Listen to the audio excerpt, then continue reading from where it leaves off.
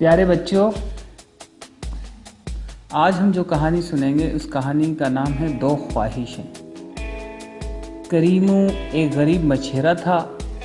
वो दिन भर नदी के किनारे बैठा मछलियाँ पकड़ता और शाम को ले जाकर शहर में बेचकर खाने पीने का सामान खरीद कर घर लौटता। इस तरह गरीब करीमू के दिन गुजर रहे थे। एक दिन करीमू नदी के किनारे बैठा मछलियाँ पकड़ रहा था कि अचानक तेज हवाएं चलने लगी।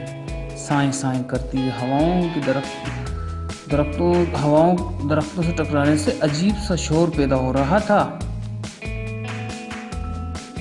नदी का पानी हवा के जोर से उछल रहा था। ऐसा मालूम होता था कि जैसे खौफनाक तूफान आने वाला है। करीम बड़ा फिक्रमंद था। इसके तमाम साथी तूफान से घबराकर अपने अपने घरों में जा चुके थे। अब वहाँ सिर्फ करीमू रह गया था। इसके साथियों ने से भी घर चलने का मशवरा दिया था, लेकिन वो दौड़ता हुआ खंडरों में जा पहुंचा। वो एक जगह बैठ गया। किसी ज़माने में ये बड़ा महल था जो किसी बादशाह ने बनवाया था। अब सिर्फ 4 दीवारें बाकी थी। एक कमरा था जिसकी थोड़ी सी छत थी। इसमें करीमू बारिश से सर छुपाए बैठा था और बारिश के ख़त्म होने का इंतज़ार कर रहा था। बिजली चमक रही थी, बादल गरज रहे थे। करीमू बड़बड़ाने लगा कि उफ, ये बारिश न जाने कब ख़त्म होगी। मेरे बच्चे भूख से तड़प रहे होंगे।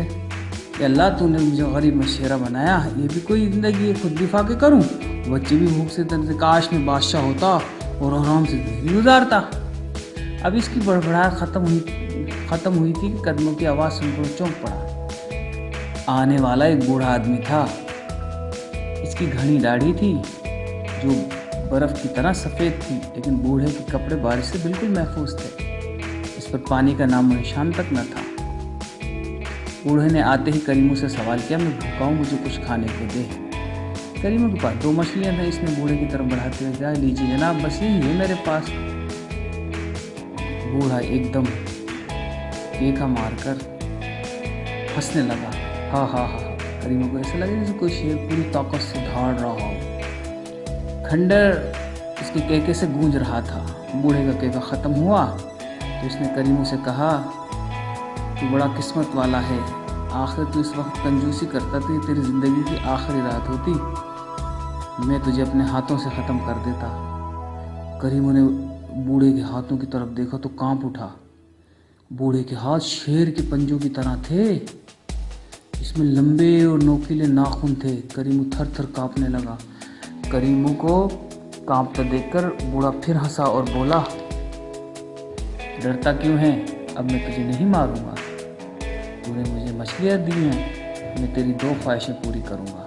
जो चाहे मांग ले। करीमू खुश होकर बोला, मुझे गरीब मछेरे के बजाय बादशाह बना दो ताकि मैं कोई मेहनत किए बगैर महल में रह सकूं, अच्छे अच्छे खाने खाऊं और ऐश करूं। बूढ़े ने कहा, अच्छा, तो आँखें बंद कर ले। करीमू ने झट आँखें बंद कर ली। अचानक इसके कान में आवाज़ आई, जहाँ पना दिन चढ़ाया है। करीमू ने आँख खुलकर देखा तो इसकी बीवी मलका का लिबास पहने इसके सामने खड़ी थी। करीमू ने घबरा कर इधर उधर देखा। बड़ा शानदार महल था। जहाँ पना आप कुछ परेशान दिखाई दे रहे हैं, क्या बात है? मछेरन मलका ने कहा। करीमू को दिल में आया कि इससे कह दे कि मैं तो गरीब मछेरा हूँ, मगर फिर से बूढ़े का ख्याल आया। वो खुश होकर बोला, अच्छा, तो मेरी पहली ख्वाहिश पूरी हो गई। मैं कितना खुश नसीब हूँ। कहाँ है वो झोंपड़ी, फटे पुराने कपड़े, और कहाँ ये महल? बादशाह बनते ही सारी खुशियाँ मेरे कदमों में आ गिरी हैं। ज़िंदगी कितनी अच्छी है। मलका बोली, ना जाने आपको क्या हो गया है। फ़ौज आपका इंतजार कर रही है ताकि हमलावर दुश्मन के मुकाबले के लिए रवाना हो सके। करीमू घबरा कर बोला, फ़ौज जा सकती है? इसकी बीवी ने जवाब दिया, फ़ौज तो आपके बगैर नहीं जाएगी। हर लड़ाई में आप इसकी क़यादत करते रहे हैं, अब आपको क्या हो गया है? करीमू आहिस्ता से बोला, बुरे फंसे। अरे भाई, बुरे फंसे, अब तो जान की खैर नहीं। खैर, हथियारों से लैस होकर वो फ़ौज के साथ मैदान जंग पहुंचा। जंग शुरू हुई। दोनों तरफ की फ़ौजें बहादुरी से लड़ रही थी। करीमू की फ़ौज को शिकस्त हुई, उसे गिरफ्तार कर लिया गया। दुश्मन मुल्क के बादशाह ने करीमू को फांसी पर लटकाने का हुक्म सुना दिया।